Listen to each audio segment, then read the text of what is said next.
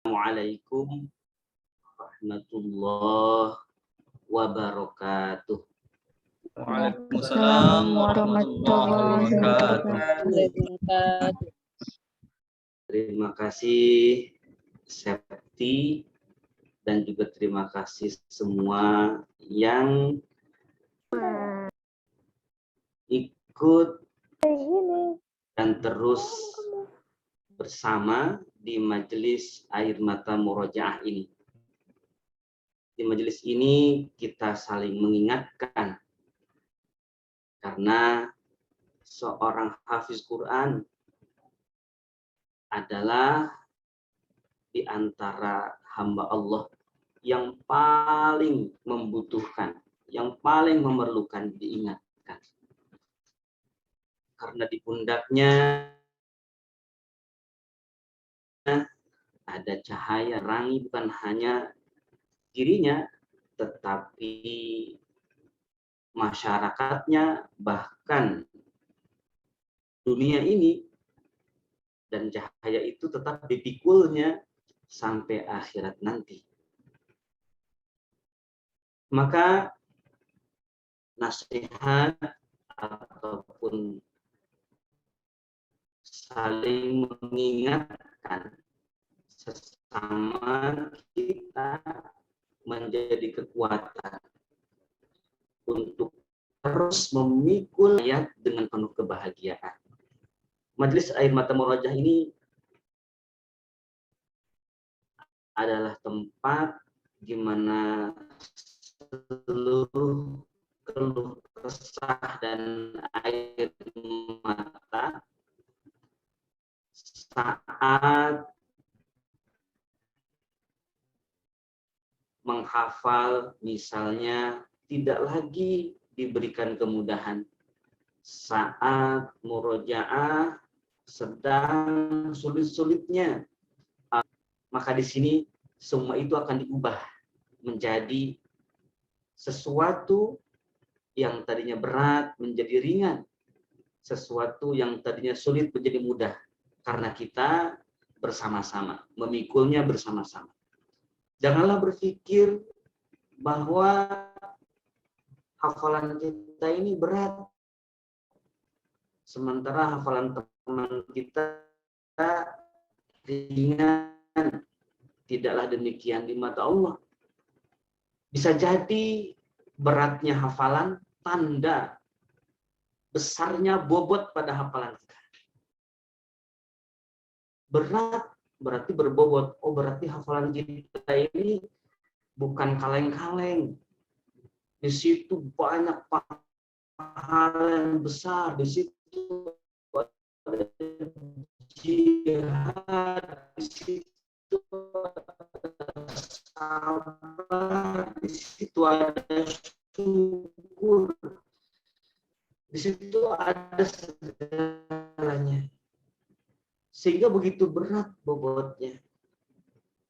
Bersyukurlah ketika kita menemukan hafalan kita dalam keadaan berat seperti itu.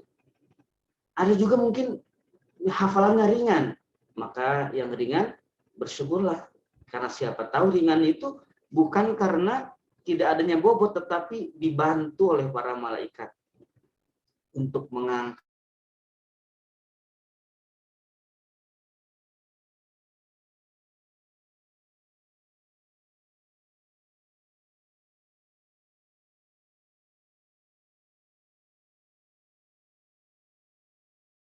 hati. Siapa tahu ringannya itu sabar di situ, tidak ada syukur di situ.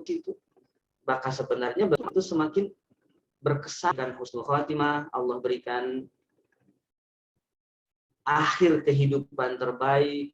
Maka ketika diputar tuh amalannya di akhirat, maka ketika kita terlihat di situ sedang berlelah-lelah bersama Al-Quran untuk murojaah, untuk menjaga, maka itu menjadi paling berkesan nanti di sana. Seringkali para ulama ketika diberikan oleh Allah Subhanahu wa taala kemudahan di dalam menghafal Quran. Diberikan kemudahan dalam menghafal Quran. Termasuk saat itu saya sendiri, saya merasa Allah berikan kepada saya kemudahan dalam menghafal Quran. Saya merasa itu. Justru malah takut. Takutnya apa? Takutnya tidak diberikan keberkahan oleh Allah Subhanahu wa taala.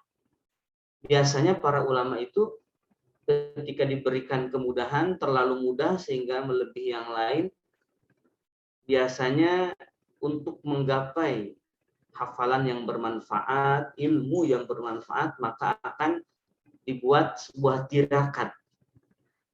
Dalam tirakat itu sampai merasakan lelah dan terkuras tenaganya, sehingga setaralah kemudian dengan orang yang mendapatkan hafalan itu atau ilmu itu dengan kerja keras dan kelelahan. Jadi sama-sama mendapatkan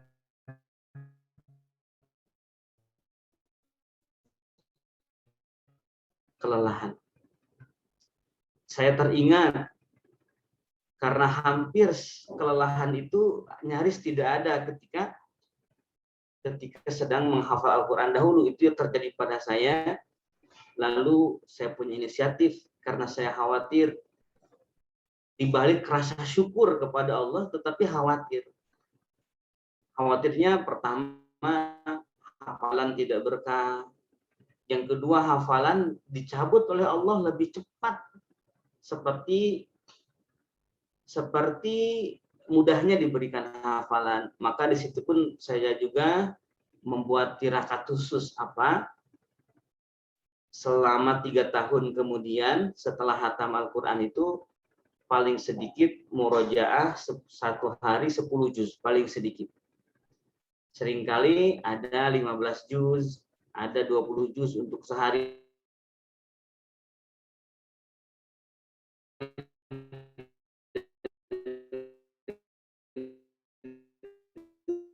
Saya lakukan biar bisa menikmati rasa lelah seperti teman-teman yang lain yang bisa menghafal Quran dalam waktu yang relatif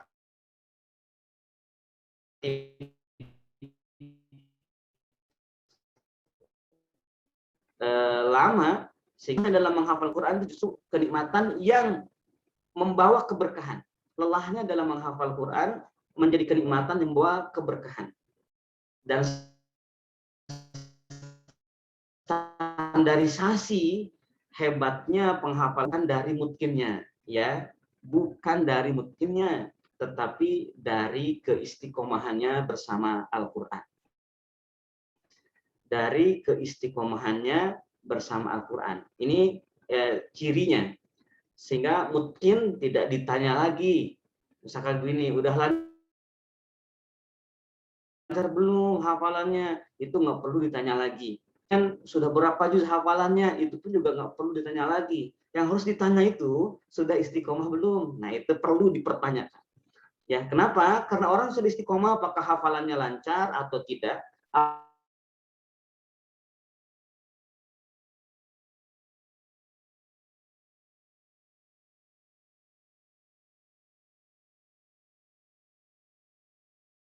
Hafalannya banyak atau tidak, maka itu sudah, jangan sampai salah kita Al-Quran. Inilah majelis Air Mata Murojaah untuk selalu mengingatkan siapapun kita, apakah yang sudah lama hafal Qurannya atau baru menghafal Qurannya, apakah yang sudah banyak hafalannya, sudah selesai hafalannya atau baru sedikit, apakah yang sudah lancar hafalannya atau belum lancar.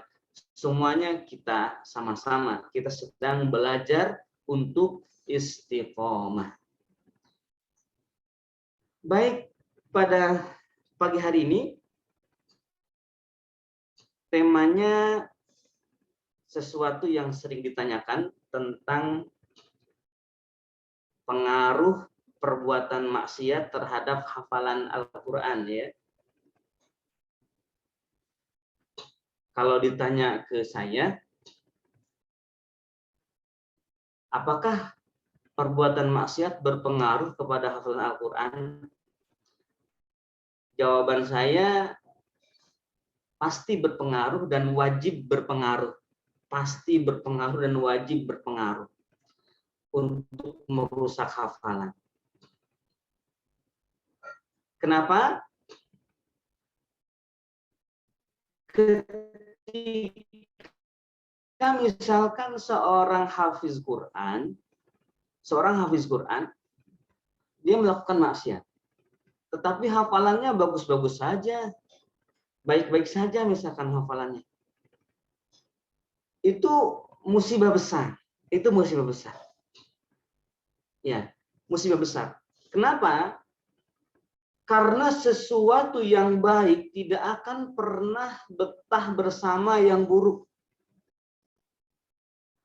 Hafalan Al-Quran itu jika berupa kebaikan, dan memang Al-Quran adalah kebaikan seutuhnya, dia tidak akan pernah bisa bersama dengan keburukan. Tidak akan pernah bisa bersama. Pasti dia pergi. Pasti Quran itu pergi menjauh dari orang yang melakukan keburukan. Tapi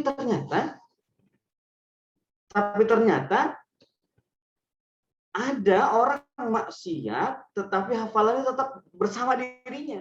Maka ini jadi keburukan. Kenapa?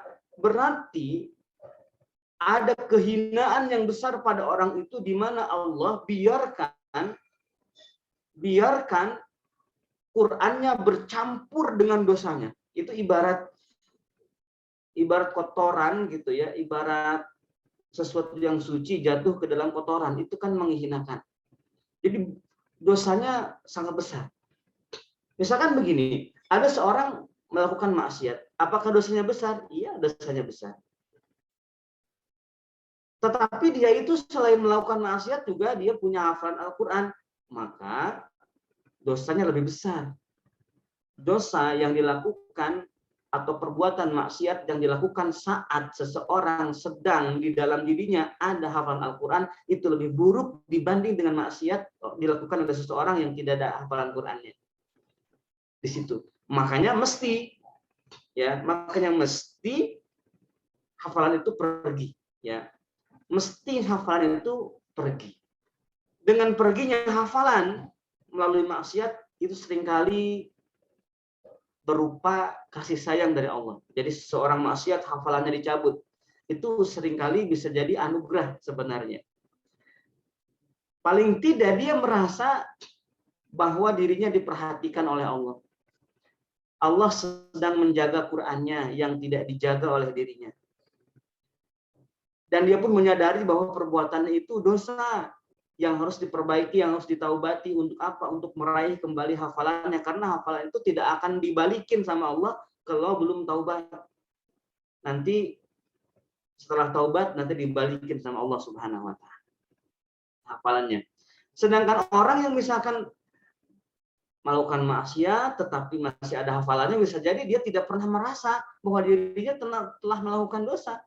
Jadi semua perbuatan dosa yang dilakukan dianggapnya bukan dosa. Buktinya apa? Buktinya hafalannya ada kok. Ini sangat bahaya sekali. Nah, ada sebuah syair yang terkenal dari Imam Asy-Syafi'i.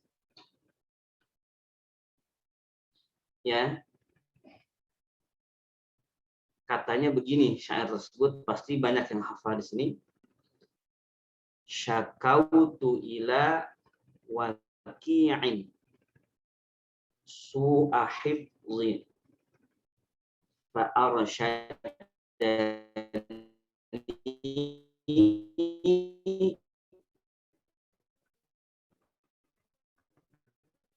ila tarkil ma'asi. Katanya aku curhat mungkin ila waqi'in kepada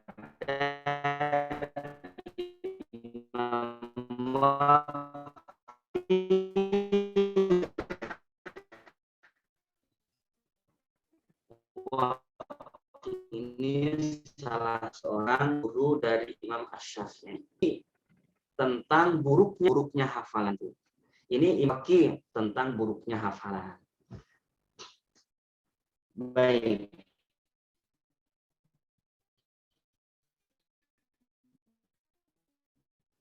Apakah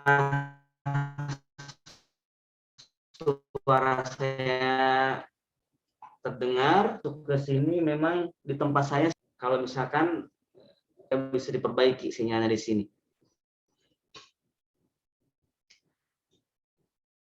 Dari penggalan bait syair ini, beberapa hal yang saya pahami. Pertama, hafiz Quran itu suka curhat, butuh curhat, ya. Hafiz Quran butuh curhat. Bahkan sekelas Imam Syafi'i saja curhat gitu ya. Afwan Ustaz, suara putus-putus. Coba Septi tadi bisa di mana di sana? Ya, Kang Haji, Afwan tadi sempat sinyal Kang Haji merah. Cuman udah Oh aman iya, sekarang. Ya, udah aman aman ya, sekarang. baik. Aman-aman sekarang. Ya baik, tadi di warning ya kalau misalkan sinyalnya merah Siap, Kang biar Haji. ini dikendalikan. Makasih ya. Siap. Iya, Kang Haji. Jadi hafiz Quran ini perlu curhat rupanya. Imam Syafi'i curhat tuh ya. Jadi curhatnya hafiz Quran tuh keren gitu, apa buruknya hafalan gitu. Ini kan kadang-kadang anak muda sekarang curhatnya nggak ke situ ya. Jadi masalah itu apa? Aduh, saya punya masalah, nggak punya duit. Itu bukan masalah itu. Nggak perlu curhat yang kayak begituan. Ya, nggak perlu dicurhatkan. Nggak ada misalkan Imam Syafi'i curhat ke gurunya, wahai guruku, aku nggak punya duit. Nggak ada kayak begitu. Ya, nggak ada yang kayak begitu. Nah, atau hal-hal yang lain. Aduh, ini kok teman-teman aku kok jadi jauh sama aku ya, curhat. Nggak perlu begitu. Ya, nggak perlu begitu.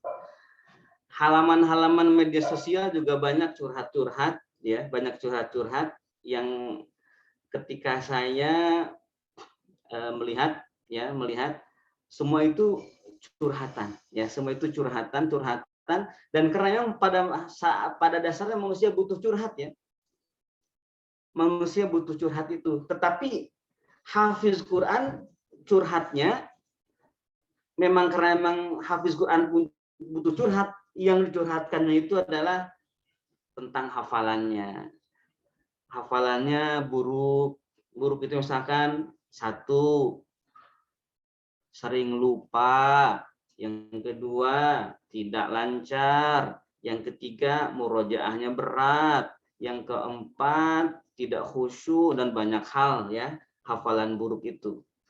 Misalkan tiba-tiba kurang semangat dan lain-lain, itu perlu dicurhatkan tentang buruknya hafalan itu. Jadi majelis air mata murojaah ini diantara mungkin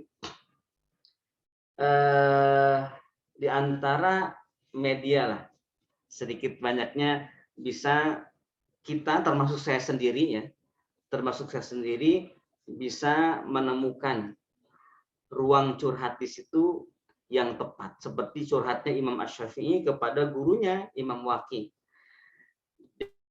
Jadi curhatnya itu keren tentang hafalan Quran, buruknya hafalan itu yang dicurhatkan. Wah, yang lain hal-hal lain dalam hidup ini itu nggak penting buat dicurhatkan, dan nggak penting juga buat ditangisi, nggak penting buat diapa-apakan juga nggak penting. Pokoknya yang penting ditangisi, dicurhatkan itu adalah hafalan Quran. Ditangisi, dicurhatkan, pokoknya di gimana-gimanain lah gitu. Itu keren banget, itu hafiz Quran seperti itu. Nah, selain perlu curhat hafiz Quran ini, dan curhatnya tentu seputar hafalannya, tidak yang lain. Ini juga harus curhat ke tempat yang benar, ke orang yang benar. Ini misalkan hafalan curhat kepada yang nggak hafal. Aduh, kasihan sekali ya. Ya udah, kamu berhenti saja menghafalnya. Astagfirullah, ini salah curhat. Kasihan katanya gitu. Kan ada yang seperti itu, teman, atau bahkan saudara gitu kan. Kasihan gitu ya. bukannya disemangatin ya, semangat, semangat, semangat. Ini pas curhat tentang hafalan, aduh kasihan sekali ternyata waktu malamnya habis buat Quran, kemudian juga kurang tidur dan lain-lain, kasihan. Ya sudah, nggak usah menghafal lagi ya. Nah, ini jadi salah ya. Ini ketika curhat kepada orang yang salah. Ini bisa terjadi seperti itu ya. Bisa banget terjadi ketika kita curhat ke yang salah, akhirnya muncul diksi dan narasi yang aneh seperti itu ya. Lamun cek orang Sunda mah kumaha jadi lain kalahkah menang solusi tetapi kalah malang musibah ya, harus disantaikan saja. Baik, kata Imam Asy-Syafi'i lanjutnya dari bait itu,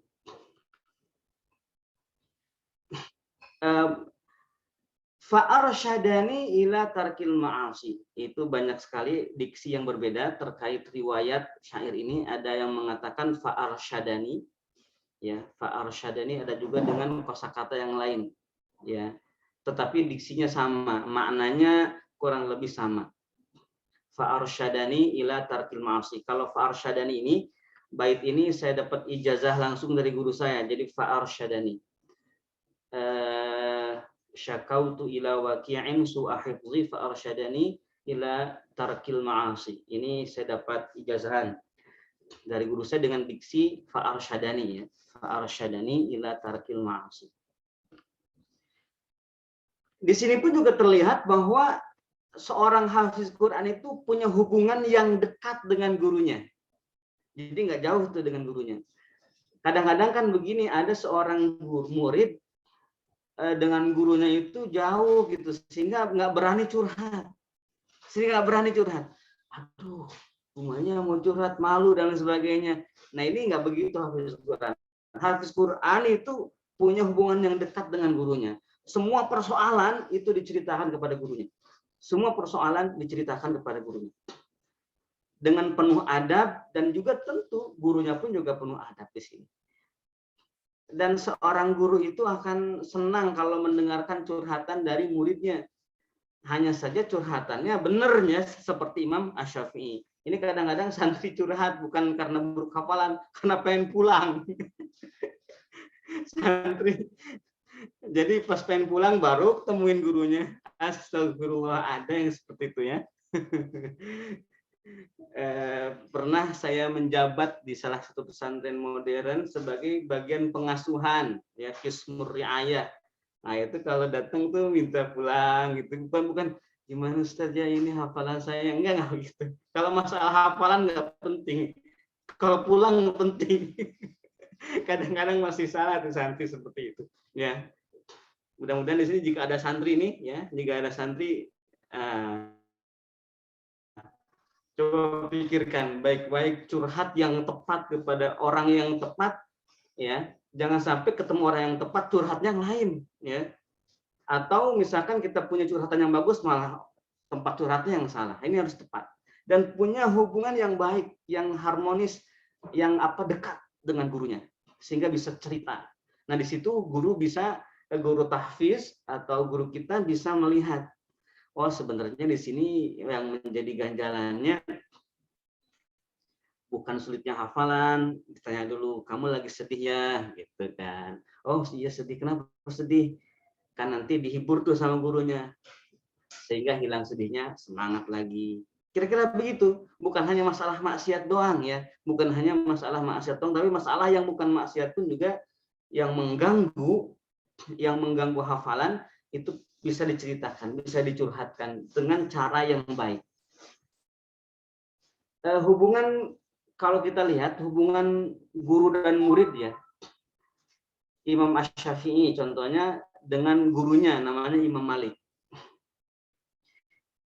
Jadi ada Imam Syafi'i saat itu sebagai murid, Imam Malik sebagai guru, ya. Kalau yang di syair ini gurunya namanya Waqi'. Kalau yang saya ceritakan sekarang guru Imam Syafi'i namanya Imam Malik bin Anas. Jadi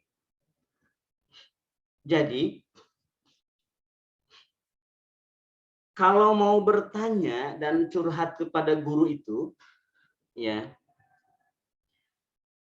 mau curhat dan apa namanya, dan cerita kepada guru itu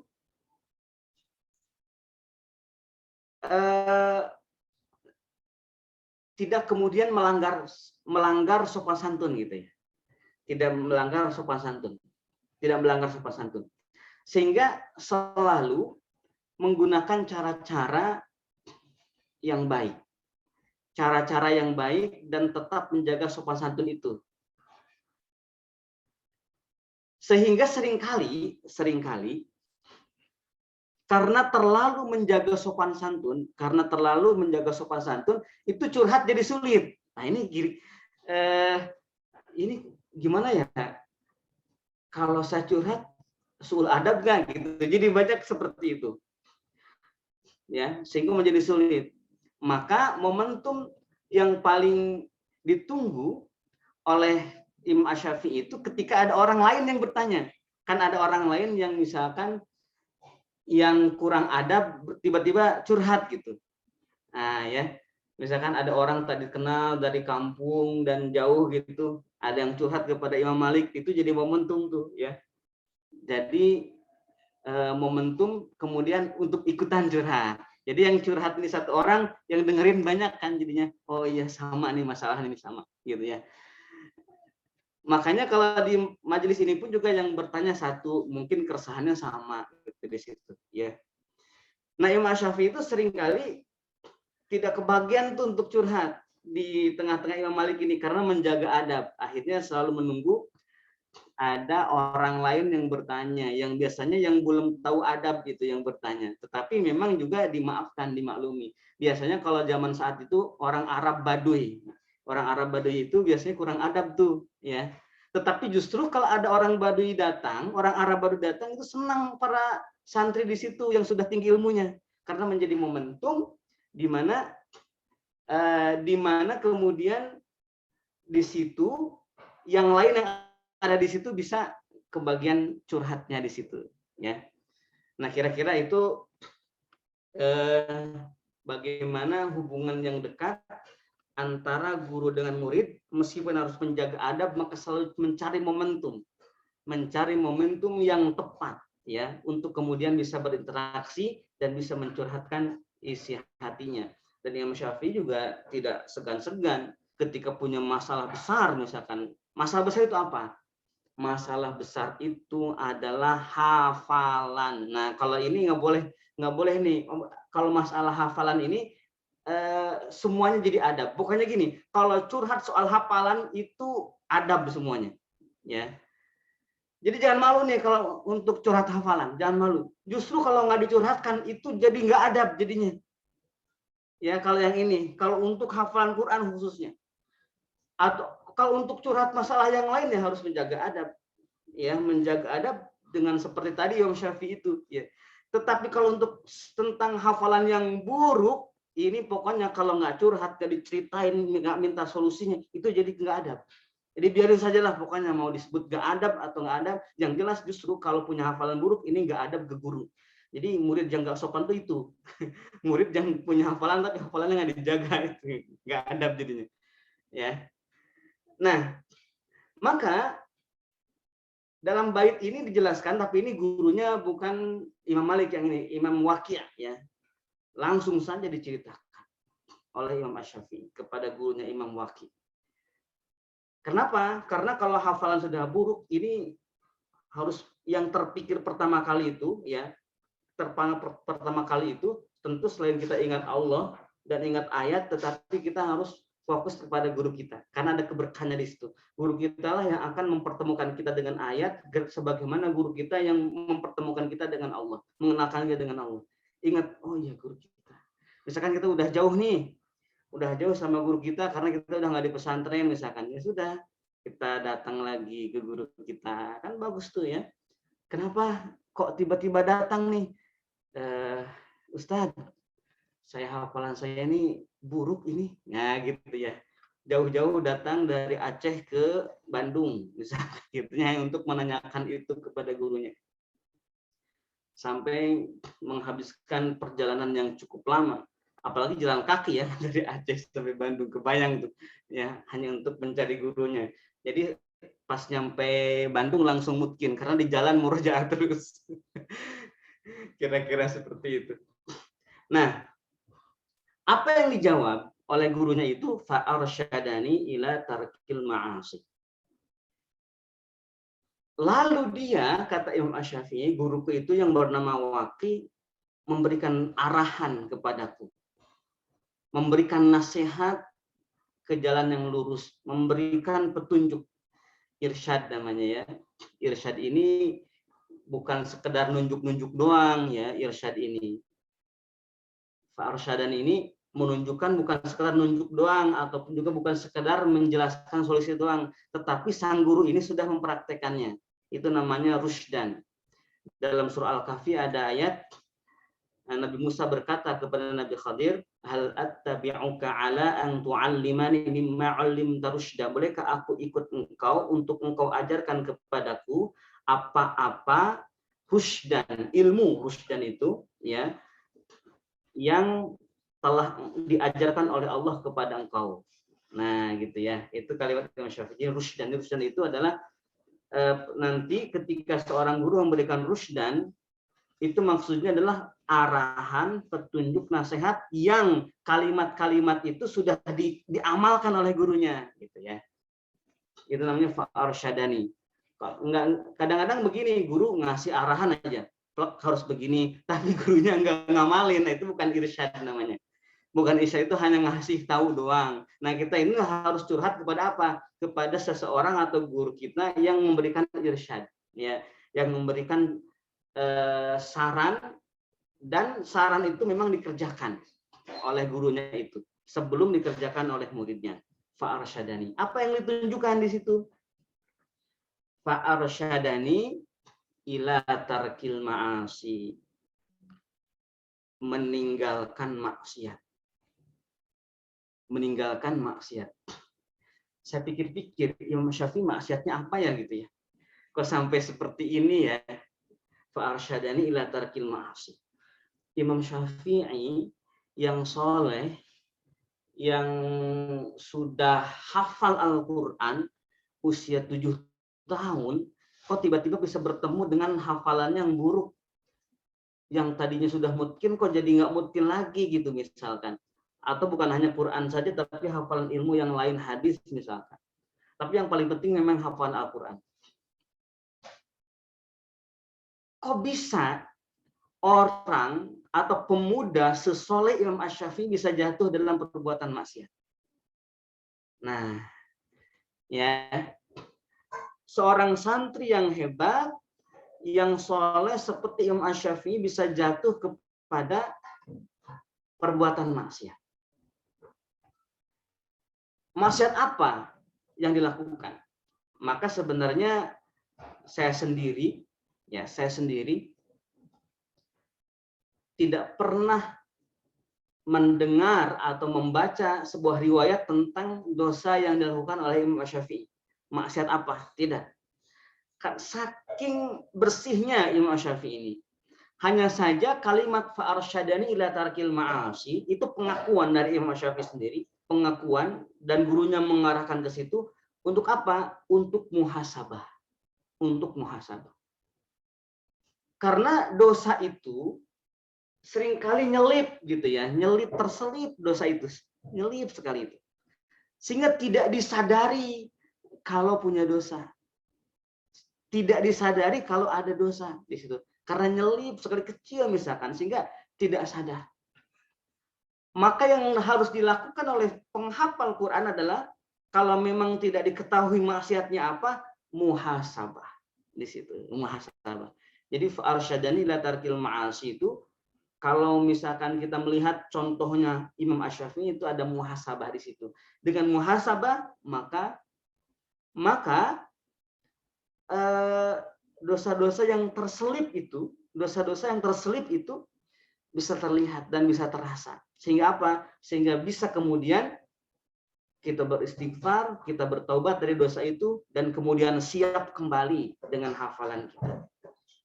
Contoh begini, biasanya maksiat-maksiat yang terselip ini bagian dari maksiatnya hati. Maksiat hati ini biasanya. Ya, karena hati ini selalu berubah-ubah, tidak bisa kita kontrol seperti mata. Misalkan mata kan bisa maksiat, ya bisa, tetapi mata ini masih bisa dikontrol, Ya kalau misalkan seorang hafiz Quran matanya nggak bisa dikontrol, ya bagaimana dia bisa mengontrol hatinya? Sementara mata saja yang mampu dikendalikan oleh dirinya nggak bisa dia kontrol, hatinya seperti apa? Hatinya tidak bisa dia kontrol. Bahkan orang yang sudah bisa mengontrol matanya, telinganya, tangannya, kakinya, seluruh anggota badannya dari maksiat, bisa saja hati ini berkeliaran, bisa saja tidak bisa. Karena disebutnya al-qalbu itu disebut al-qalbu artinya bulak-balik, artinya al-qalbun artinya balik, membalik gitu ya. Karena selalu berubah-ubah. Dan hati ini akan tenang ketika digenggam oleh Allah.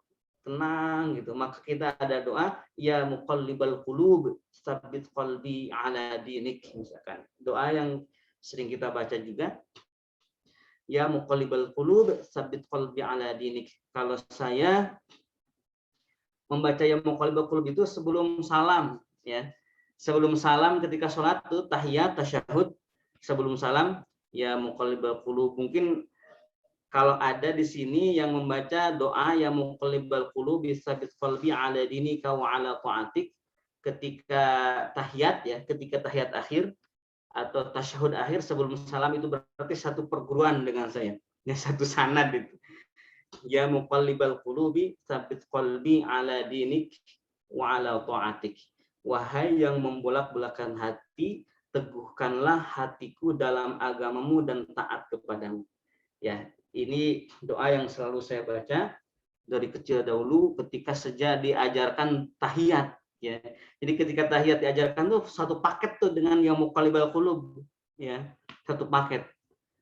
Nah, itu berarti satu, kalau punya doa seperti itu satu sanad dengan saya berarti, ya. Karena tidak semua guru itu mengajarkan tahiyat itu sampai ke situ, ya. Tidak ada. Tidak semua mengajarkan sampai ke doa ya muqallibal qulub. Karena memang sebenarnya ya muqallibal qulub ini bukan doa tahiyat, ya. Bisa dibaca kapan saja itu. Ya, bisa dibaca kapan saja ya muqallibal qulub, bisa di luar sholat, bisa dalam keadaan tertentu, bisa saat sujud, ya, bisa saat sujud, bahkan bisa juga saat ruku misalkan.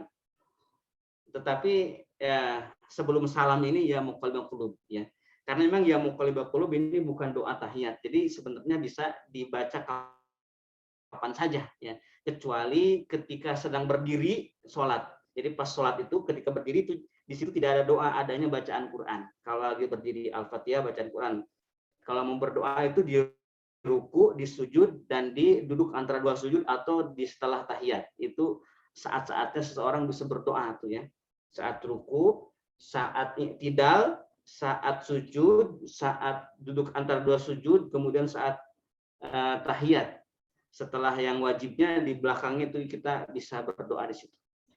Tetapi misalkan kalau doa di saat i'tidal atau doa saat duduk antara dua sujud itu jangan lama-lama, karena memang disyariatkannya untuk tidak lama, ya. Disyariatkan i'tidal dan duduk antara dua sujud itu untuk tidak lama. Maka kalau mau lama-lama berdoanya dalam sujud. Nah, hanya saja kalau sanad saya ya muqallibal qulub itu ditempatkannya di tahiyat sebelum mengucapkan salam. Ya muqallibal qulub, ya. Bisa juga tuh misalkan kalau misalkan ya muqallibal qulub kapan ya? Ya sudah, misalkan bisa diikuti juga sanad dari saya nih, jadi dapat sanad dari saya, ya. Ya. Meskipun doa itu bukanlah doa tahiyat, ya. Tapi karena ada gurunya yang juga turun temurun, maka itu bisa ikut sanadnya, bisa juga tidak ikut sanadnya.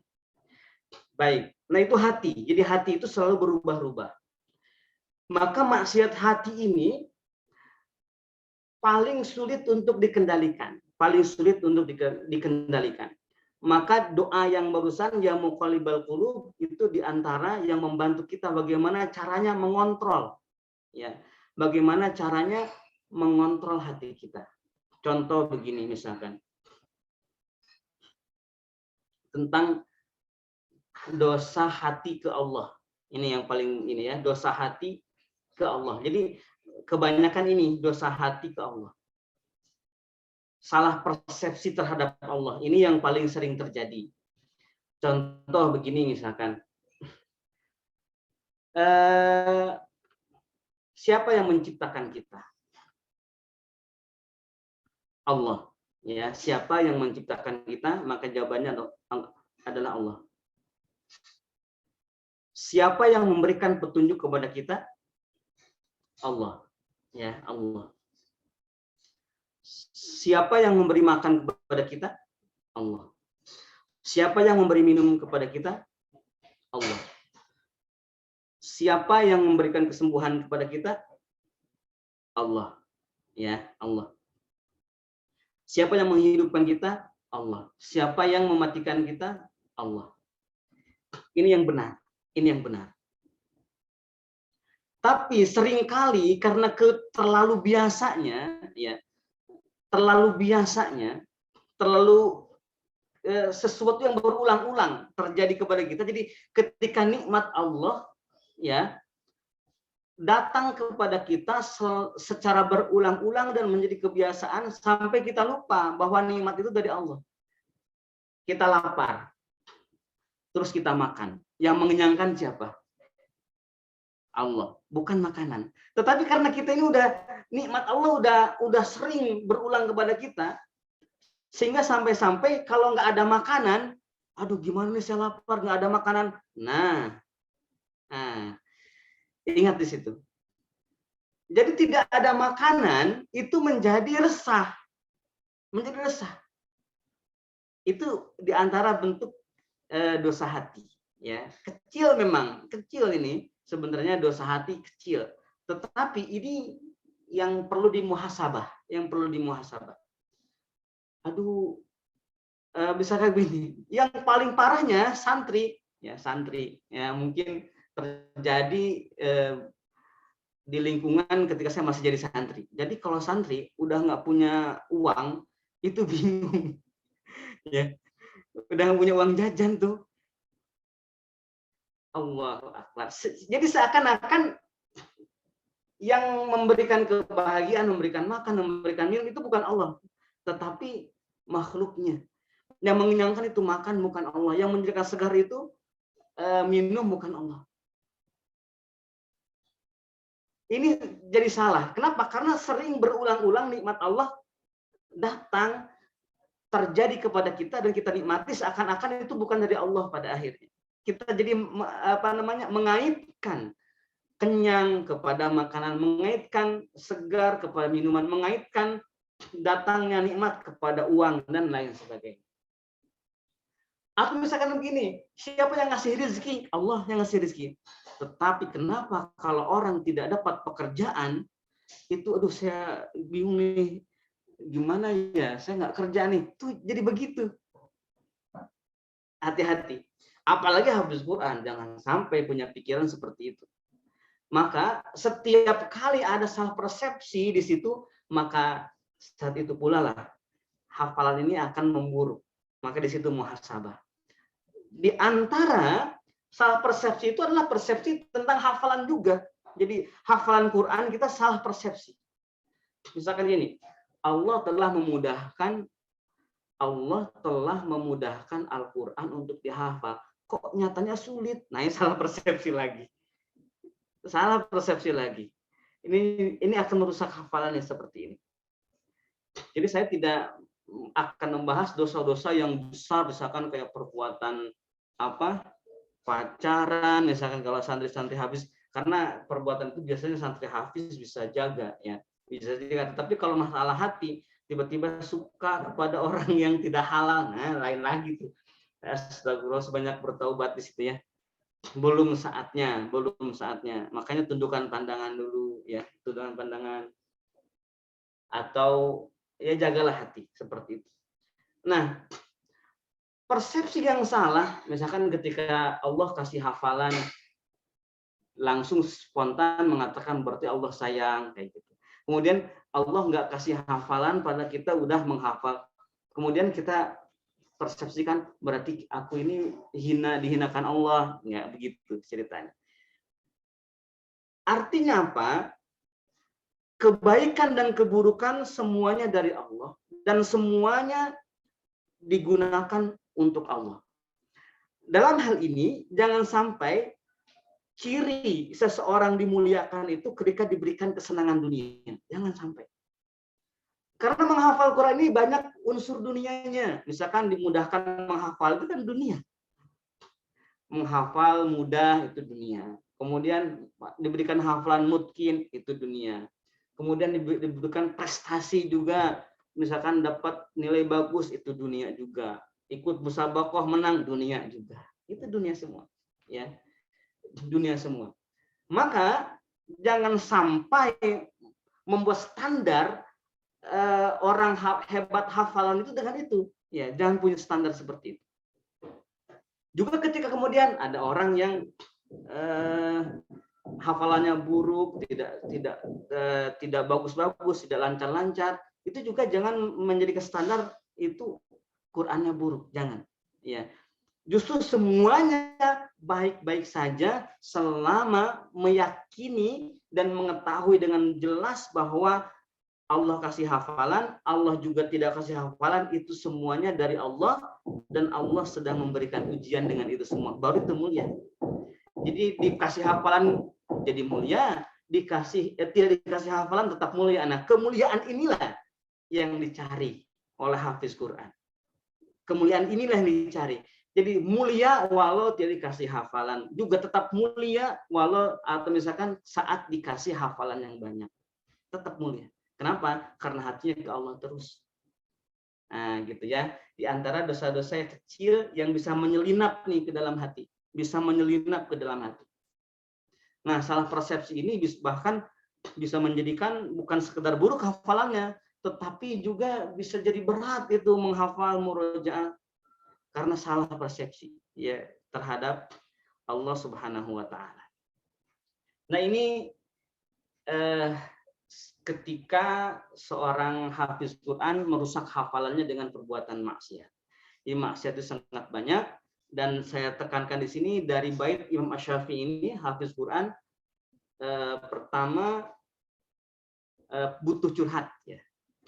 Yang kedua curhatannya keren yaitu tentang hafalan Qurannya.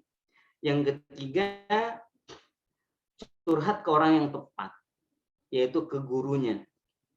Yang keempat, punya hubungan yang dekat dengan guru. Ini penting bagi hafiz Quran. Dan yang kelima, mendapatkan irsyad dari guru. Ya, mendapatkan irsyad dari guru. Irsyad itu ada apa? Arahan dari guru yang sang guru sendiri sudah mengamalkan itu. Ya, irsyad itu. Dan yang keberapa? Yang kelimanya, ternyata di antara irsyad yang penting itu apa? Meninggalkan maksiat. Jadi meninggalkan maksiat ini udah dari curhat,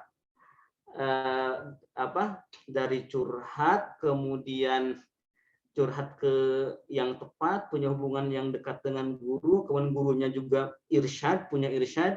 Nah, ternyata irsyad sang guru yang paling penting itu adalah meninggalkan maksiat. Jadi rupanya maksiat sang guru akan berpengaruh nih kepada hafalan muridnya. Kenapa? Karena tentu di sini sang guru tidak akan bisa memberikan irsyad, hanya bisa mengatakan tinggalkan maksiat, tapi gurunya masih bermaksiat. Nah, ini jadi tidak irsyad ya. Jadinya tidak dapat irsyad murid itu dari guru, hanya mendapatkan quote saja, misalkan hanya quote saja ya. Nah, sekarang lagi quote ya, banyak quote gitu. Ini quote ini irsyad apa bukan sih sebenarnya? Apa hanya nulis doang gitu kan, atau hanya ngomong doang gitu quote ini? Ya, maka kita apa namanya, di situ kita lihat apakah quote ini irsyad atau bukan. Kita lihat siapa yang punya quote ini nih. Quote hafalan Quran, quote menghafal Quran, siapa nih yang mengeluarkan quote ini, irsyad atau hanya sekedar quote atau sekedar menulis atau sekedar mengatakan saja. Nah, yang kita butuhkan adalah irsyad di situ ya. Karena irsyad ini akan menuntun muridnya untuk apa? Untuk seperti yang diberikan petunjuknya itu, yaitu meninggalkan maksiat. Bahagia sebenarnya kalau udah bisa meninggalkan maksiat, bahagia banget. Ya, bahagia banget. Ada nggak di sini yang masih buang sampah sembarangan? Kalau yang masih buang sampah sembarangan, angkat tangan. Aman ya. Aman. Berarti silakan coba dibuka ininya, kameranya, kemudian angkat tangan. Nggak apa-apa, harus curhat, jujur ya, jujur, nggak apa-apa. Kan Imam Syafi'i itu juga jujur, hafalan saya buruk, ya, jujur banget Imam Syafi'i itu ya. Jujur banget ya. Sekarang berkendara, siapa yang suka marah ketika berkendara kalau ada orang lain serampas serempet? Ya, nggak apa-apa, angkat tangan, saya juga angkat tangan. Tapi suka kesal di hati doang sih sebenarnya. Kalau ada yang kayak begitu, nggak sempat kalau mengutarakan dengan kata-kata, lalu cepat istighfar. Astagfirullah, ini dosa gitu. Siapa tahu yang nyerempet kita tuh seorang yang soleh, kan kita nggak pernah tahu itu. Seorang yang nyerempet kendaraan kita itu orang yang soleh, ahli ibadah, tiba-tiba kita, apa sih itu orang? Nah, kan jadi buruk sama orang soleh itu. Atau wali Allah, jangan-jangan itu ya, kita nggak pernah tahu itu. Kemudian yang masih melanggar lalu lintas,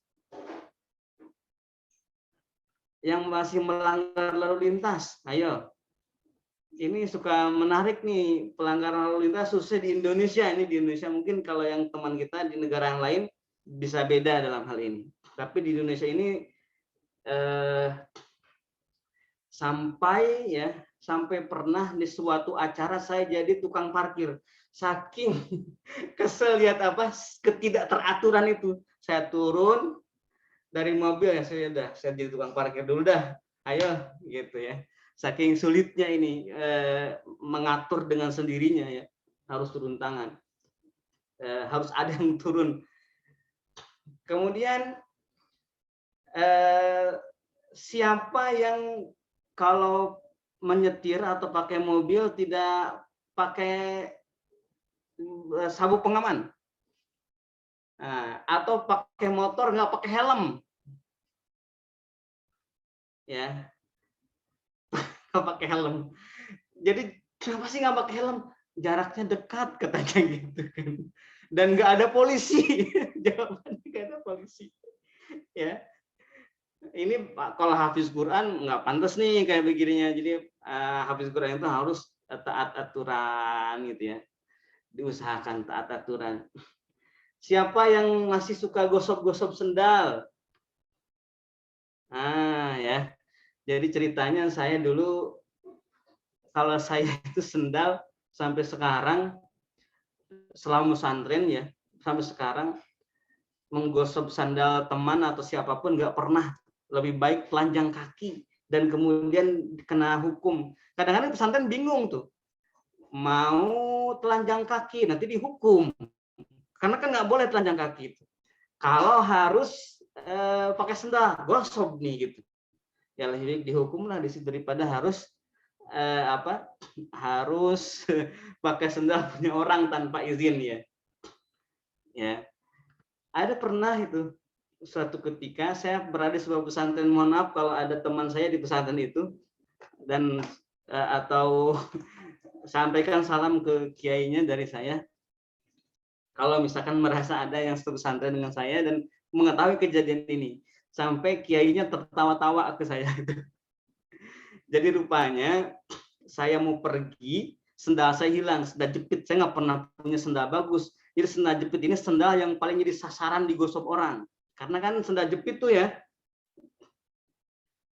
wah, jadi mau pergi sendal nggak ada.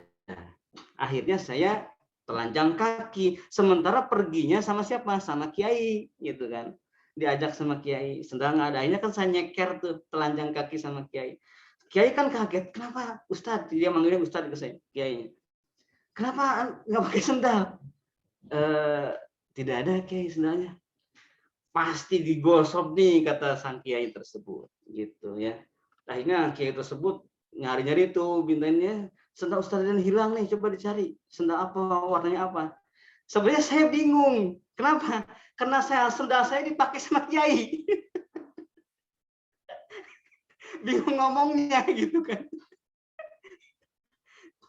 Bingung ngomongnya. Allah. Itu ketika sudah ketahuan kiainya sampai ketawa-ketawa dengan saya ya. Jadi ada kejadian seperti itu ya. Kejadian seperti itu.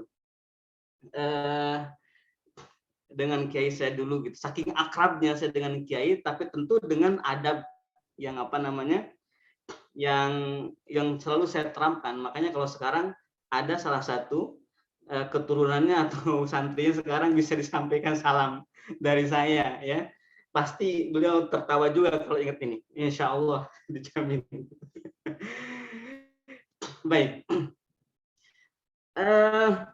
Itu kira-kira harus kita muhasabahkan dari hal yang paling kecil ya. Dari hal yang paling kecil kita muhasabahkan.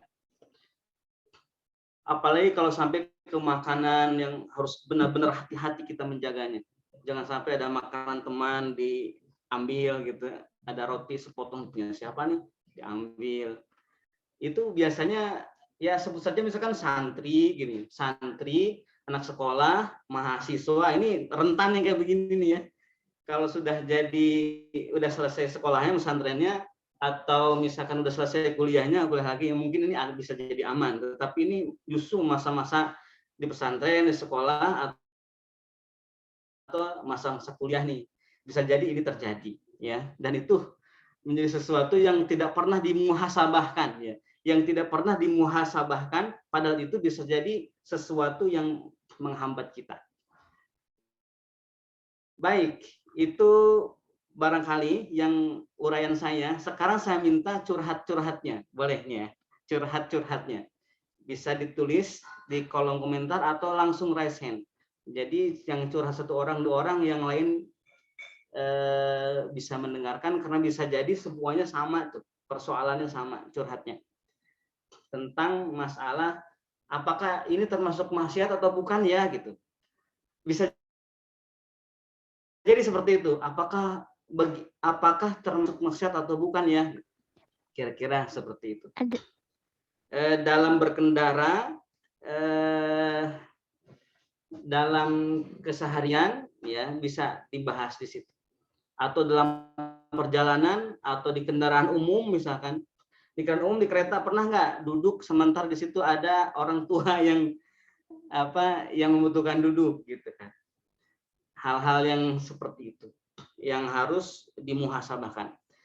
Baik, bisa diambil alih dulu sama MC. Ya, Kang Haji, ini sudah ada yang raise hand, Kang Haji, dari Irmana Sution. Baik, silakan. Gimana nih? Ya, oh ya, boleh aja untuk di unmute dan open kamera ya, Kak. Baik.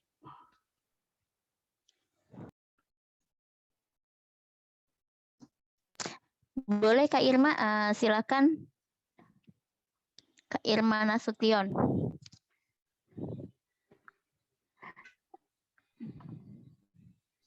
Silakan Kak Irma untuk di unmute, mau langsung curhat ya Kang Haji? Iya, silakan curhat. Ini curhatnya seperti curhat yang Syafi'i gitu ya. Iya. Di antara kita semua. Kita ngamalin ilmunya Imam Syafi'i. Semoga Allah berikan hafalan yang bagus nih kepada kita semua. Wasilah curhat ini ya. Wasilah curhat. Sudah bisa Kak Irma? Sudah bisa Kak Irma? Bismillahirrahmanirrahim. Udah Ustazah. Sudah. Silakan Kak Irma. Assalamualaikum warahmatullahi wabarakatuh. Kiai, terima kasih sebelumnya. Kan tadi ada nyinggung soal jaga pandangan ya Kiai. Yang ingin Iya. saya tanyakan adalah, ini misalnya kayak kita kagum sama seseorang misalkan, tapi cuman sebatas, ih dia, misalnya entah ganteng kali gitu Kiai, kan normal itu ya Kiai ya. Baru tapi Ini cuman orang sebatas di Sumatera mulut Utara aja, nih, ganteng kali dia orang Sumatera Utara gitu ngomongnya. cuman sebatas mulut aja Kiai, nggak ada ke hati gitu, itu termasuk maksiat nggak sih Kiai? Termasuk kita harus memang saya mau tanya definisi jelasnya jaga pandangan itu gimana sih Kiai gitu? Terima kasih Kiai. Ya, baik ya. Dalam surah An-Nur ada ayat tentang ini. Ini penting sekali karena bisa jadi salah paham tentang ini. Saya mau tanya, apakah Quran kalah menarik dengan wajah laki-laki itu? Ya, kira-kira itu ya. Seingat saya mungkin ketika saya muda dulu ya, kalau sekarang kan udah nggak muda lagi ya. Menjaga pandangan lebih mudah kalau udah nggak muda ini ya. Tetapi kalau masih muda itu memang tantangannya berat di situ. Ketika masih muda juga mungkin saya dulu ya, mungkin ya banyak sekali teman-teman akhwat yang wallahu alam ya, karena kan nggak pernah tahu, nggak pernah tahu udah pada tua aja kan itu teman-temannya, teman-temannya itu udah pada tua. Mungkin banyak juga gitu ya teman-teman yang yang dalam tanda kutip bisa mengalihkan pandangan saya, bisa jadi gitu saat itu. Tetapi saya tidak mengetahuinya, ya, tidak mengetahui. Bahkan bagi saya saat itu saking dunia ini begitu sepi sekali, dan yang terlihatnya laki-laki aja saat itu sepi banget, ya. Kenapa? Karena saya selalu mengalihkan bahwa ketika kita terpesona oleh sesuatu yang kita lihat, maka sebenarnya pesona Al-Quran itu jauh lebih menarik dari apapun. Jadi kalah lagi perhatiannya. Jadi apapun yang ada di hadapan saya tidak akan pernah mengalihkan perhatian saya ke Quran. Di situ aman tuh, di situ ya. Makanya hati-hatilah. Tiba-tiba matanya terbuka, pas berbuka di tempat yang salah. Itu bisa mengalihkan mendadak ya, bisa jadi teralihkan mendadak. Maka pesona Al-Quran akan mengalihkan semuanya, akan mengalihkan dan mengalahkan semua yang ada di hadapan kita. Jadi tidak ada lagi di situ. Dan saya pun juga mengetahui bahwa teman-teman saya pun juga berperilaku seperti saya juga. Jadi nggak ada istilah misalkan nyari perhatian, nggak ada. Orang teman-teman sini nggak bakal pernah melihat saya kok, sama aja gitu. Saya nggak melihat dia nggak melihat saya, sama aja gitu. Pikirannya seperti itu. Jadi kadang-kadang perasaan-perasaan yang tidak betul bisa jadi masuk gitu ya. Padahal sebenarnya kalau punya Quran, maka Quran itulah pusat perhatian kita. Quran kita pusat perhatian kita. Maka kita akan aman di situ. Nah, bagaimana kalau kita ternyata melihat wajah yang tidak halal misalkan ya, secara langsung. Kalau secara begini, misalkan lihat wajah saya seperti ini ya. Ini tidak jadi masalah nih ya. Menurut jumhur ulama. Tetapi di situ juga bisa dikendalikan, kita bisa mengukur berapa potensi untuk jadi maksiat ya, melihat open cam seperti ini bisa mengukur di situ. Maka kalau secara saya pribadi sesuai dengan jumhur ulama, maka ini tidak jadi masalah. Lagian kalau kita melihat lawan jenis kita tidak ada syahwat, ini yang paling penting. Jangan sampai ada syahwat. Itu yang berbahaya. Justru kalau ada syahwat, meskipun tidak melihat, tapi membayangkan, ini masalah. Jadi menundukkan pandangan itu artinya yaghuddu min absarihim, menundukkan sebagian pandangan itu maksudnya adalah menundukkan sisi negatif dari pandangan itu atau sisi yang tidak baiknya. Di antara yang tidak baik itu apa? Syahwat. Ya, atau mengalihkan perhatian kepada yang dalam tanda kutip sisi syahwatnya. Sisi syahwatnya itu yang tidak bisa. Kalau misalkan melihat sementara di situ tidak ada syahwatnya, tidak ada unsur dunianya dan lain-lain, maka itu tidak jadi masalah. Termasuk ghodul basar. Bisa jadi orang yang menundukkan pandangan, ya. Bisa jadi kalau misalkan ada orang menundukkan pandangan, ya, menundukkan pandangan. Tetapi pikirannya macam-macam ke sana membayangkan, itu dia tidak termasuk menundukkan pandangan.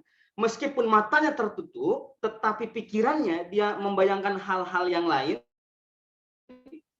maka itu termasuk tidak menundukkan pandangan. Tetapi meskipun tidak menundukkan pandangan, tetapi pikirannya selalu positif dan tidak terpikirkan hal-hal yang syahwat, maka itu tidak termasuk mengabaikan, tidak termasuk membuka pandangan dengan jelas, ya. Jadi tidak melanggar perintah menundukkan pandangan. Putus ya. Baik, kita lihat dulu sinyalnya. Oh, soalnya sinyalnya merah Kang Haji. Baik. Ada di sini petugas sinyal di sampingnya lagi dibetulin. Oke, ya siap ya. Haji. Baik, ini sekali lagi. Lalu apa yang harus dilakukan? Ya, yang harus dilakukan.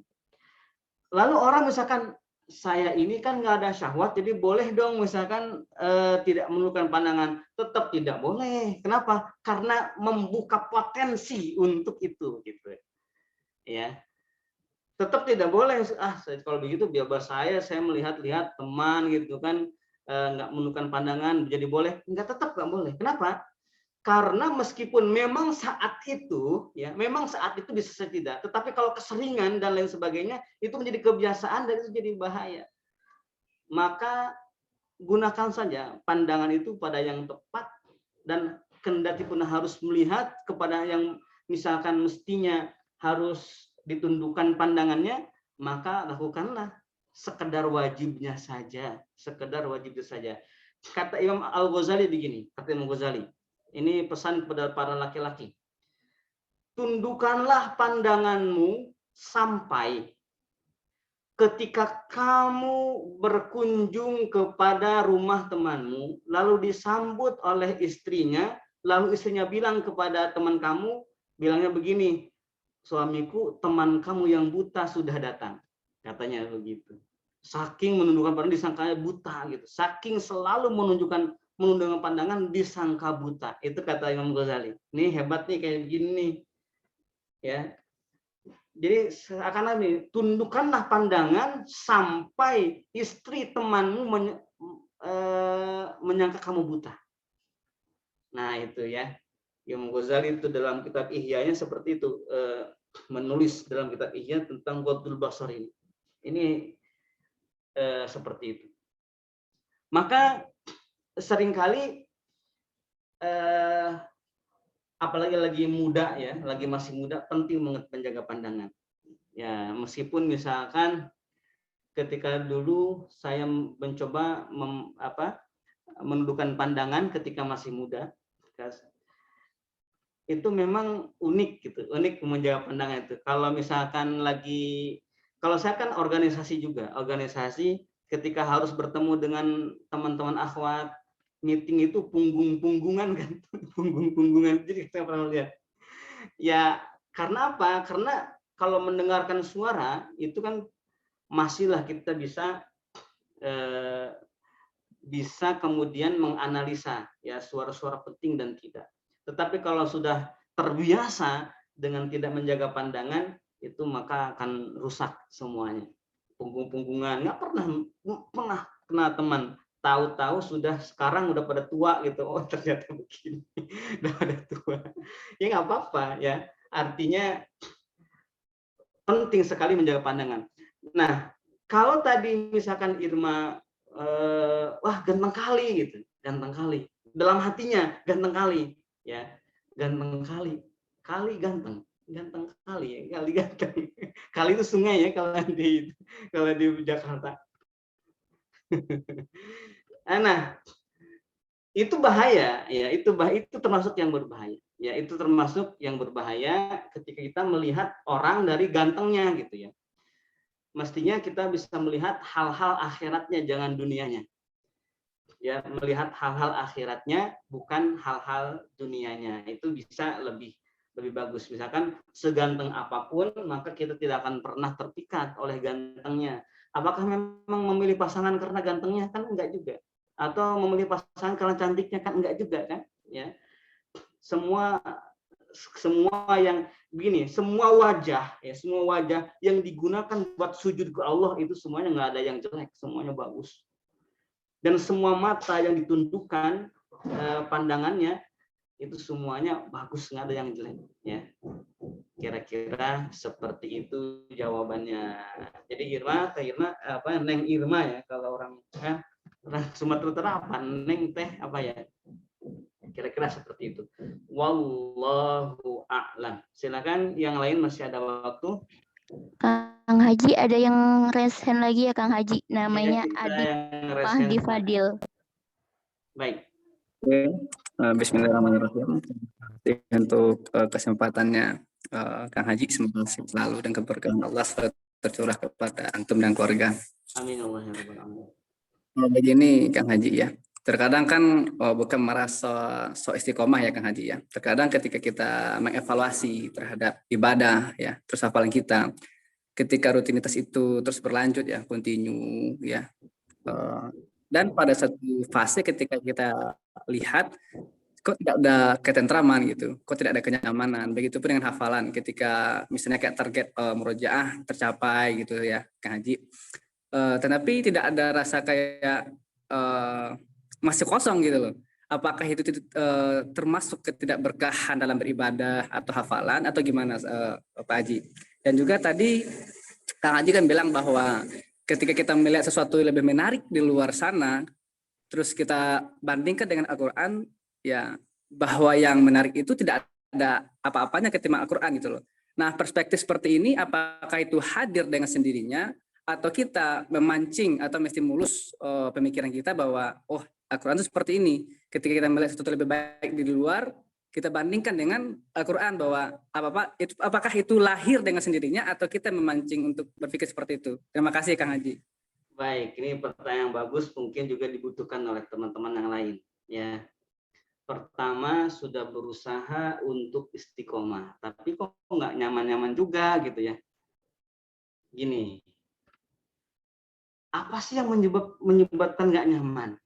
Ya, hati yang nggak nyaman itu belum menerima apa yang telah Allah berikan ke kita. Ya, itu intinya di situ. Ketika kita sudah istiqomah, maka relakan apapun yang Allah berikan ke kita. Kita kan sudah menjaga pandangan, misalnya sudah sholat dengan baik, murojaah dengan baik, sudah menjaga istiqomah, tapi nggak tentram. Itu karena berarti kita masih mengendalikan diri kita sesuai nafsu kita. Menyerah saja. Kalau kita sudah istiqomah, terima segala apapun yang diberikan oleh Allah. Kita sudah istiqomah, Allah tiba-tiba kok hafalan nggak baik nih. Berarti nggak baiknya itu dari Allah, berbahagialah. Kenapa? Karena nggak baiknya dari Allah itu. Jadi sesuatu yang tidak baik menurut kita, kalau kita yakin dan ternyata tahu bahwa itu dari Allah, itu jadi baik semuanya. Oh ternyata Allah ya yang ngasih ini kepada saya. Aku kan senang ya. Bagaimana nggak senang? Bagaimana nggak tentram? Allah merhatiin kita. Allah merhatiin kita. Nah itu. Maka disitulah kita akan merasa tenang. Pokoknya semakin kita menerima apapun yang Allah berikan kepada kita pasca istiqomah, ya pasca istiqomah kita, maka itu akan menenteramkan sekali. Hafalan buruk, tentram karena kita udah istiqomah. Pas ujian nggak lulus tetap tentram juga karena kita udah istiqomah. Kemudian apapun juga ya menjadi tentram. Kenapa? Karena kita sudah lewat istiqomah, berarti apapun yang datang itu dari Allah, terimalah dengan penuh kebahagiaan. Terimalah apa yang Allah berikan dengan penuh kesyukuran. Dimampukan kita oleh Allah untuk istiqomah pun, wah itu udah lebih dari segalanya. Ya. Jadi yang nikmat terbesarnya bagi orang yang istiqomah itu bukan ketenangan akibat istiqomah, tetapi ketika dimampukan terus oleh Allah untuk istiqomah itu kebahagiaannya, ketenangannya di situ. Ya, jadi terimalah semuanya, pasti nikmat. Saya juga sama itu ya, kadang-kadang suka salah persepsi juga. Wah udah begini kok begini, salah, tenang. Astagfirullah ya. Ternyata Allah udah ngasih lebih ke kita ini, ternyata ya.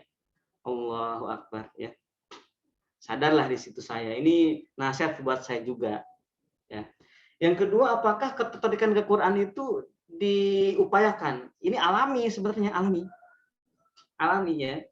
Jadi dengan spontan saja seperti itu. Spontanitas itu gimana? Begini.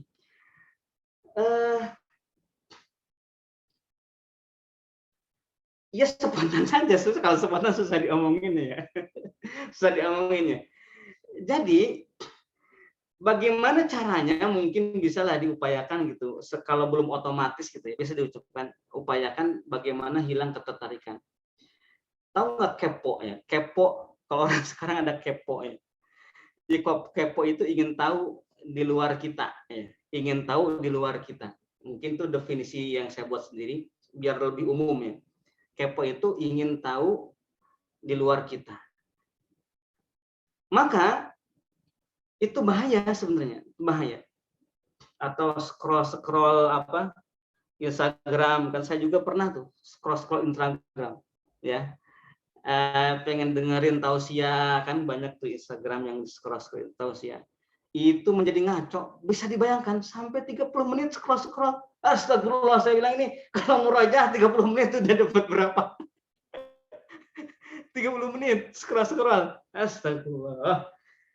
Jadi memang bagus kan ada tilawah juga, ada murotal, ada apa, tapi jadi tidak berguna pada akhirnya. Karena kepot tadi itu. Jadi Al-Quran yang ada di hati ini menjadi kalah menarik sama video-video scrollan itu. Astagfirullah. La ilaha illallah. Ini ada juga. Tapi setelah itu jadi spontan. Oh iya. Ya. Itu spontan hilang ketertarikan kepada scroll itu. Kenapa? Karena apa yang ada dalam diri kita ini yang telah Allah berikan itu lebih menarik daripada apa yang scroll itu. Maka jangan dibiasakan juga. Saya sendiri masih bisa kayak begitu tuh, ya. Bayangkan 30 menit. Itu kan lumayan. 30 menit kalau kajian juga sudah seperapatnya itu kajian kayak begini. Ya. Baik. Itu jawabannya, apakah ketertarikan kita kepada Al-Quran yang mengalahkan semua yang di hadapan kita, itu memang bawaan alami, dan tetapi bisalah kita kemudian dengan cara apa? Mengurangi keingintahuan kita, mengurangi keingintahuan kita tentang sesuatu di luar kita. Ya, itu tuh ini ingin tahu aja, penasaran, ingin tahu. Soalnya ini pengalaman kalau ini ya, kalau sekelit ya. Pengalaman yang terjadi ke saya sendiri ya, hampir saja terpikat sama itu, akhirnya sadar lagi ada gangguannya di situ. Baik, itu jawabannya. Mudah-mudahan keresahan Adib ini ya, Ustadz Adib, semuanya kita juga merasakan ya, termasuk saya juga perlu untuk terus diingatkan tentang hal ini. Wallahu a'lam. Masya Allah, Kang Haji, Afwan kalau boleh tanya, kira-kira masih ada waktu Kang Haji untuk menjawab pertanyaan lagi? Masih ada waktu, tapi sedikit ya, sedikit. Ini sampai jam 11 waktu Indonesia Barat ya, ininya waktunya. Kalau di Indonesia Timur itu sudah zuhur. Oh ya, Ya. baik Kang Haji. Ini random dipilih di chat aja nggak apa-apa ya Kang Haji ya? Ya, boleh. Oh boleh. Gini Kang Haji, Di sini ada yang bertanya, Afwan izin tanya, saya seorang nenek usia 64 tahun. Untuk seusia saya bagaimana caranya menjaga hati supaya istiqomah, membayangkan hafalan Al-Quran dan nggak mudah lupa hafalannya? Itu dari Ibu Zulhidayatu. Masya Allah. Silakan Kang Haji. Ini hebat ya. Nenek usia 64 tahun, di hatinya terus berusaha untuk istiqomah, mengingat-ingat hafalan Al-Quran. Ini sangat bagus ya, sangat luar biasa. Semoga Nenek Zulhidayatu Sa'diyah ya ini, kalau saya lihat alamat nama Zoom-nya. Semoga Allah Subhanahu wa taala berikan keistiqomahan terus dan kelezatan dalam beristiqomah ini. Dua hal yang harus dilakukan. Ya, bukan hanya untuk nenek saja tapi juga untuk yang muda. Pertama, menikmati setiap yang Allah berikan kepada kita terkait Quran kita. Dinikmati. Maka istiqomah itu menjadi betah. Kenapa? Karena nikmat di situ. Apapun yang Allah berikan kepada kita terkait hafalan kita, Quran kita, itu nikmati. Semuanya nikmati. Mudahnya dinikmati, sulitnya dinikmati, beratnya dinikmati, ringannya dinikmati, semua dinikmati. Maka di situ akan nikmat sekali istiqomah itu. Justru kalau nggak istiqomah jadi nggak nikmat. Nikmat sekali istiqomah. Ya, itu yang pertama. Yang kedua, diiringi dengan doa. Doa meminta kelezatan istiqomah. Ya Allah, berikanlah aku kelezatan istiqomah. Karena istiqomah itu lezat sebenarnya. Tetapi hanya orang-orang yang merasakannya saja yang bisa menikmatinya itu. Maka minta kepada Allah Subhanahu wa taala. Dan ketika kita sudah meminta, permintaan kita pun juga bagian ikhtiar kita untuk istiqomah itu. Jadi memintanya pun juga harus dengan istiqomah pula. Agar apa? Agar kelezatan dari istiqomah itu benar-benar tidak pernah dicabut dari kita. Jangan dicabut kelezatan istiqomah ini dari kita sampai akhir hayat kita. Baik, itu barangkali yang bisa saya jawab. Semoga hafalan kita semua berkah. Berkah itu diantara tanda paling utamanya adalah berkah itu adalah hafalan istiqomah sampai akhir hayat. Itu hafalan yang berkah sekali. Ya, istiqomah sampai akhir hayat. Wallahu a'lam. Septi dan semua jamaah sahabat murojaah semua yang sudah ikut di sini, mungkin itu yang bisa saya sampaikan, baik terkait uraiannya ataupun curhat-curhatnya. Siapapun kita, pasti kita memerlukan nasihat dan memerlukan masukan-masukan dari sahabat kita. Termasuk saya sendiri, ya, termasuk saya sendiri tidak merasa aman tentang hafalan ini. Perlu curhatan-curhatan dari yang lain sehingga saya pun merasa menjadi bagian dari yang dicurhatkan itu. Mohon maaf atas segala kekurangan dan segala kesalahan. Semoga kita diteruskan dalam istiqomah dan tidak dicabut kelezatannya, kelezatan istiqomah sampai akhir hayat kita. Wallahu a'lam. Wassalamualaikum warahmatullahi wabarakatuh. Waalaikumsalam warahmatullahi wabarakatuh. Masya Allah. Jazakallah khair Kang Haji atas pemaparan materi pada pagi hari ini yang Masya Allah ya. Jadi kita jadi bisa tahu hukum-hukum penghafal Quran tuh yang merusak hafalannya dengan maksiat. Yang kalau misalnya memang boleh saya resume sedikit gitu kan, memang maksiat itu sangat berpengaruh sekali ya Kang Haji ya pada proses penghafalan gitu. Misalkan ketidakkhusyuan, kurang semangat kayak gitu. Dan memang perlu dicurhatkan kepada guru gitu. Semoga ilmu yang Kang Haji berikan kepada kita semua jadi pemberat amal Kang Haji dan keluarga, sehat selalu Kang Haji, dan semoga kami semua bisa tetap istiqomah untuk terus belajar dan terus belajar ya Kang Haji. Dan sebelumnya mohon keikhlasan buat teman-teman semua. Pada pagi hari ini saya akan mengabarkan kabar duka dari salah satu pengurus Indonesia Murojaah, yaitu Salwa yang pada pagi hari ini berpulang ke rahmatullah.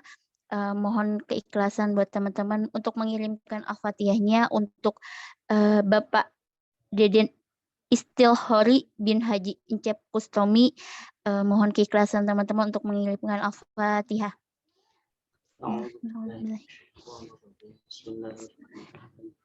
Alhamdulillahirabbil alamin arrahmanir rahim maliki yaumiddin iyyaka na'budu wa iyyaka nasta'in ihdinas siratal mustaqim siratal ladzina an'amta 'alaihim ghairil maghdubi 'alaihim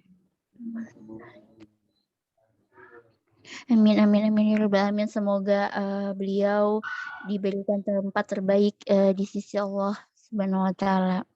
Dan untuk selanjutnya kami mau mengingatkan, mari kita sama-sama gitu ya memuliakan penghafal Al-Qur'an untuk mendapat pahala dan keberkahan Al-Qur'an sebagai ikhtiar kita untuk menguatkan hafalan Qur'an. Teman-teman semua boleh berinfak untuk program Baitul Murojaah. Jadi kami Indonesia Murojaah memang punya Baitul Murojaah, program Baitul Murojaah yang ada di Cibubur, dan program dakwah Indonesia Murojaah. Teman-teman semua boleh langsung kirim, di sini sudah di-share screen oleh admin. Boleh langsung untuk mendukung dakwah Indonesia Murojaah, dan memang kita bisa memuliakan Al-Qur'an, penghafal Qur'an gitu, dan kita ikut dapat kecipratan pahala keberkahan dari Al-Qur'an tersebut. Jadi untuk lebih lanjutnya teman-teman semua bisa hubungi admin atau bisa langsung catat aja atau screenshot screen share yang pada pagi hari ini.